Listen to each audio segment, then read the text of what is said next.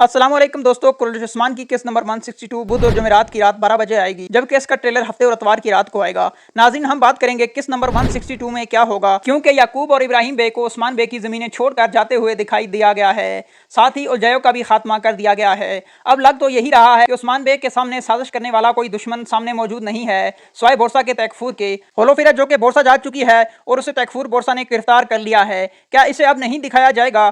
क्या होलोफिरा की शादी ओरहान बे से नहीं होगी? वो सवाल हैं जिनके जवाब हर फैन जानने की कोशिश कर रहा है। नाज़रीन, होलोफिरा की शादी ओरहान बे से ही होगी, क्योंकि तारीख में भी ऐसा ही हुआ है। लेकिन अब चूंकि उस्मान सीरीज चल रही है, होलोफिरा और ओरहान बे अगले ड्रामा सीरियल जो कि ओरहान बे पर बनेगी, इसके मरकजी किरदार होंगे। इसलिए ये मुमकिन है कि इनकी शादी भी अगली सीरीज में ही हो। अगली किस्त नंबर 162 में या तो बोरसा के कमांडार और उस्मान बे का मुकाबला दिखाया जाएगा, या तो उलझाए तो मंगोल रियासत यानी कि अलखानी रियासत की एंट्री होगी, या फिर किसी बड़े मंगोल या बाजंतीनी दुश्मन की एंट्री हो सकती है। जबकि याकूब और इब्राहिम बे दोबारा चंद किस्तों बाद एंट्री करेंगे और उस्मान बे के हाथों मुमकिन तौर पर सर कटवाएंगे।